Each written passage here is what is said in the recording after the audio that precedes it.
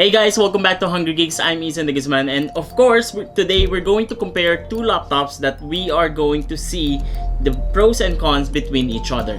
Last episode, we talked about the ScreenPad 2.0 of the ZenBook 14 UX434. That one technically has a touchpad and also a screen all put together. But of course, that technology isn't really that new. Having laptops with a dual display is actually a technology that was ventured out years ago. But of course, right now, if you are in the market for a laptop that's actually light, like a ZenBook or even a MacBook Pro, let's compare the MacBook Pro 13 versus the ZenBook 14. Now guys, this won't be directly in terms of performance as well, but of course, I'll give you the overall comparisons between the two. What are the pros and cons between the two in terms of overall build, overall usage scenario, in terms of price to value, and of course, what's really important in between the two is how will you use it and how will you able to maximize a laptop. Of course, especially that the ZenBook 14 starts at 59,995 pesos, while the MacBook 13 starts at around 77,990 pesos. So those are quite hefty prices for a laptop, and I should say that this is quite an investment that you should really check out if you are in the market right now for a laptop that's actually going to amplify your usage scenario as a professional or a growing professional. So guys, let's compare first in terms of the design. First, you have here the MacBook 13. I actually have here the MacBook 13 mid 2018 variant, but it's exactly the same as the MacBook mid 2019 variant in terms of overall design. Apple is the one that actually doesn't really care in terms of revamping the overall design of the laptop itself. You have here the very big touchpad, the butterfly keys keyboard, your display. Still, it has a very large bezels at the sides as compared that to the ZenBook 14, but it does compromise in terms of having better overall build quality. The chassis here is just simply more sturdy. It's more solid to the feel, and of course, that plain gorgeous space gray metal is just really nice to hold on. On the other side, more than a flaunting image is we have the ZenBook 14 here. The ZenBook 14 is actually more of Asus pioneer in terms of overall design. Of course, as a ZenBook, you have here the concentric circle design. You have here display in terms of 14 inches as compared to 13 inches here in the MacBook 13. But in terms of the keyboard as well, it's also tactile and also backlit keyboard. And of course, you have here the touchpad that also acts as a screen, which they call ScreenPad 2.0. So between the two laptops, of course, as a Windows laptop, Asus didn't forget in terms of overall connectivity. You have here a micro SD card, a USB Type-A, 3.5 audio millimeter jack, indicator lights for the power and also processing. On the other side, we have here the DC in, we have HDMI out, another Type-A, and you, of course, Type-C. While as compared to the MacBook Pro, you just have 4 Thunderbolt Type-C ports, and that's it. Of course, the MacBook Pro also has the famous touchpad gestures here that you will use in terms of overall usage, adjusting the volume, adjusting multiple applications, like for example, viewing pleasure and also brightness. Everything is here and also manageable. So comparing the two will not be really apples to apples in terms of overall just plain specs. So let's give a rundown right now of the overall specifications of the two laptops, so you will have a better feel and also understanding what are we dealing about the two. So we'll just compare the MacBook Pro 13 here on my left, and of course the ZenBook 14 on my right, more on the specifications. But of course, again guys, specifications is just one factor. Of course, overall usability can be different because they had different OS, they're running in different compatibilities. But let's see right now on paper what we're talking about. Here is a Core i5 processor. It's actually an 8279U. The MacBook Pro actually has two processors that it uses. One is a Core i5 8279U that's actually up to base clock of 2.4 GHz, and of course a lower end variant of 1.4 GHz that is 8257U in terms of the processor. That's an Intel Core i5 processor. Here on my right is a ZenBook 14 that runs on an Intel Core i5 8265U processor with Intel graphics 620 or integrated 620. While here as a MacBook Pro, you have Intel Iris graphics 645 or 655 respectively. Of course, 655 favoring on the more expensive variant. On the ZenBook 14, you have a storage of 512GB of SSD storage by default on the Core i5 variant. But here on the MacBook Pro, you have 128, 256 for the lower end 1.4 GHz Core i5 processor, and then 256 and 512GB for the high-end 2.4 GHz clock speed processor. Just do take note, this too has 8GB of RAM as well, but if you go for the Core i7 variant of the ZenBook 14, you have an 66,995 pesos in terms of pricing, but it has another Core i7 processor which is a 16GB of RAM for only 69,995 pesos. So between the two, guys, you have here up to Core i7 processor. Of course, you can upgrade here up to Core i7 processor as well, but you have to go to the Apple website and modify it and check out the configuration you want, because understandably here on the MacBook Pro, once you go to the website of Apple, it's actually more customizable in terms of overall delivery. Okay guys, so with that, this one has Intel Iris graphics 655 or 645. You have here Intel integrated graphics and an NVIDIA 250 MX250 graphics. That's actually more in build for light to average modifications in terms of graphics. It can play games, but that's another story to tell. So guys, let's compare right now the ZenBook 14 versus the MacBook 13 in terms of overall design. So we have here a 1.27 kilograms in terms of weight, while as the MacBook Pro, you have here a 1.36 kilograms in weight. So that's 110 grams in terms of difference. What I like about the MacBook Pro is it simply opens up in just one tab, and also the ZenBook 14 as well. As compared to previous MacBook Pros or even thin laptops, you can't even open the lid in just one finger. So that's great plus factors for these two laptops right now. Additionally, security-wise, you have a fingerprint scanner here on the MacBook Pro 13 with its own Touch ID similar to Apple devices. Here on the ZenBook 14, you have Windows Hello. So all you have to do is just look on the design. So all you have to do is just look on the screen and you have Windows Hello already. This works also at night because it has an infrared sensor. As compared to the MacBook Pro 13, it doesn't have any face scanning recognition as well. So Asus let go of the fingerprint scanner on its previous generations in favor of a Windows Hello, and I think it's a little bit more convenient because you don't have to press on the power button anymore just to activate or unlock your device. Here, you just open up this screen and immediately it will unlock itself. Next is we're going to venture on the screen. Again, the MacBook Pro 13 has a 13.3-inch display. Here, the ZenBook has a 14-inch display.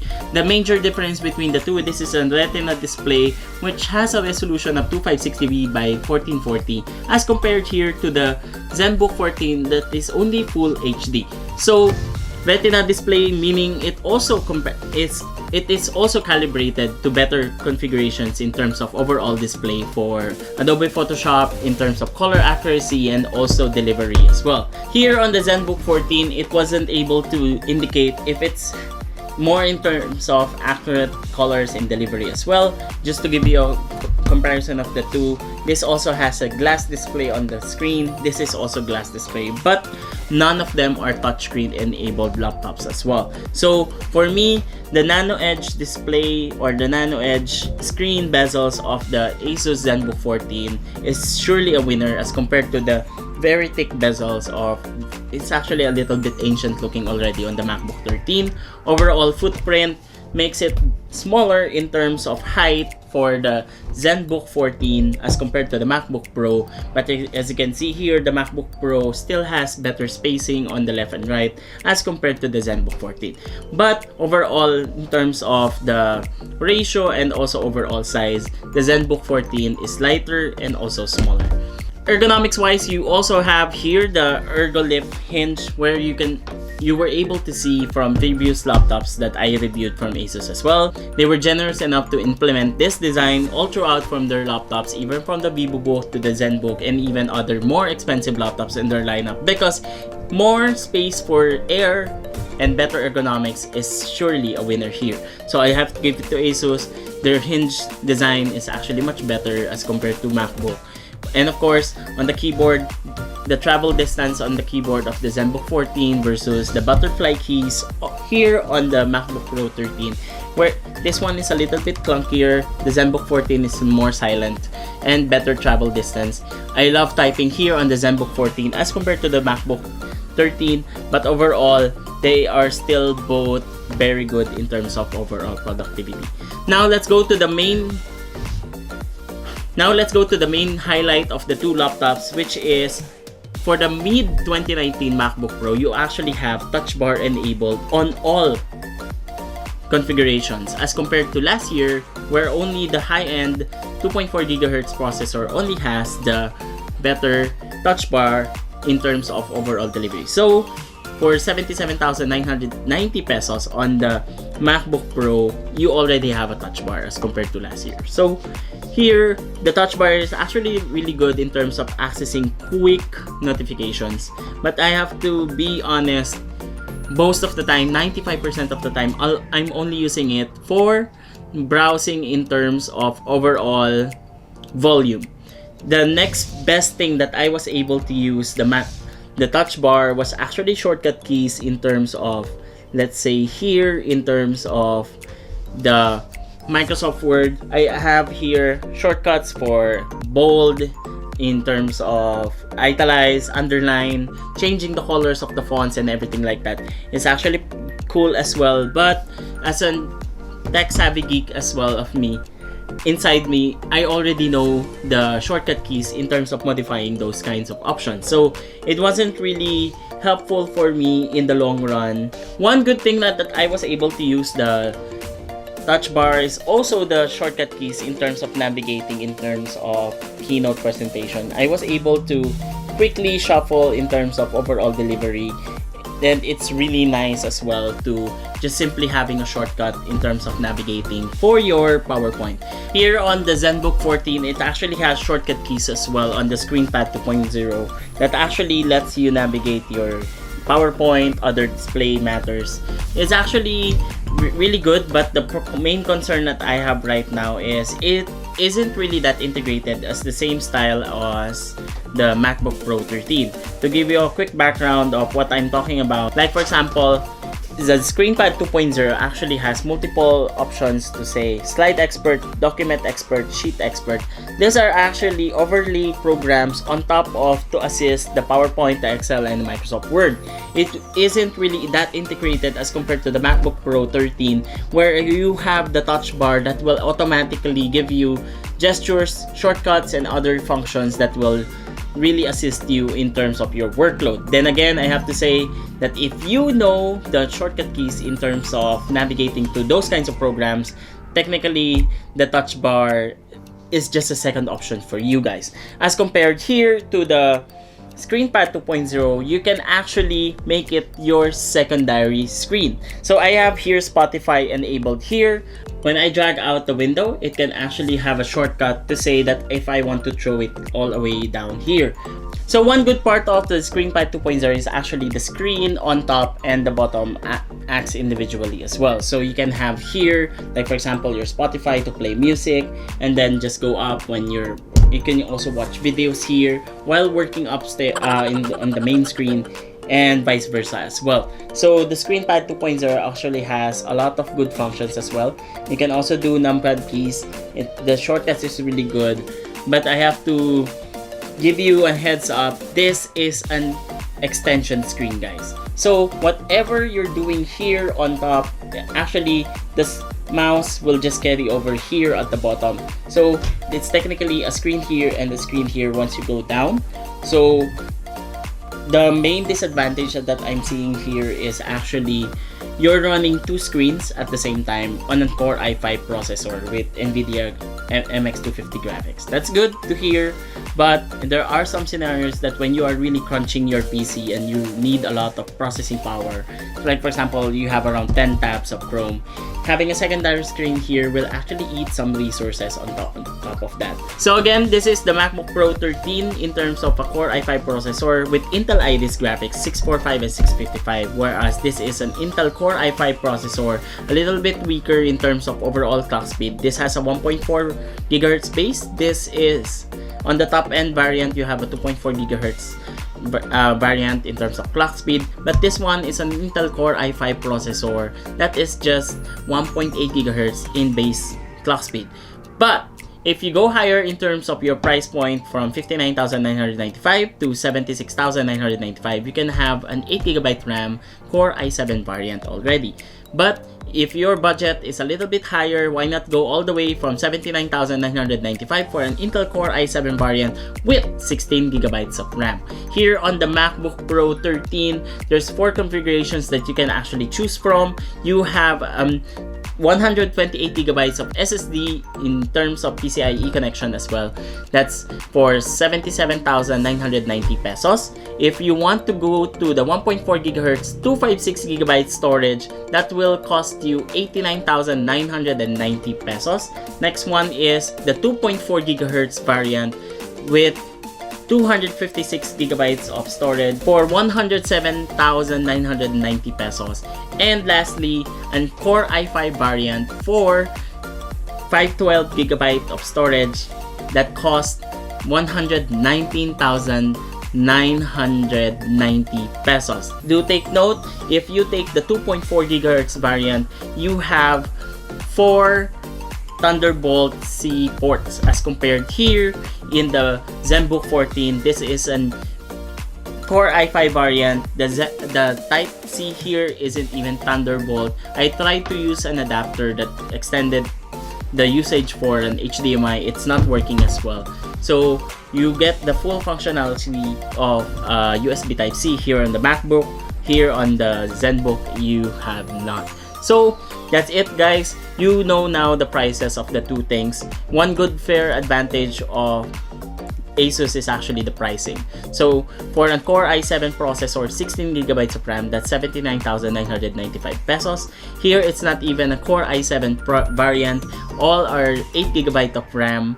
And the most expensive on the Core i5 is already at 119,990 pesos. So obviously in terms of overall performance, on paper, the ZenBook 14 wins. But overall, in terms of usage scenario, I have to say that the ScreenPad 2.0 isn't perfect right now, but it is really improving as compared to the first generation ScreenPad. Okay guys, let's just quickly compare the speakers of the two laptops right now. Here, you can see overall speakers.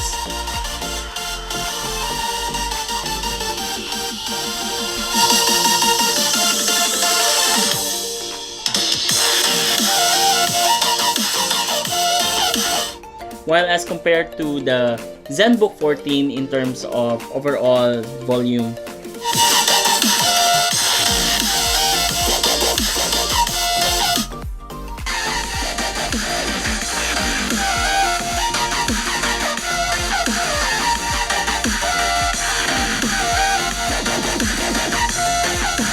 let's switch back again.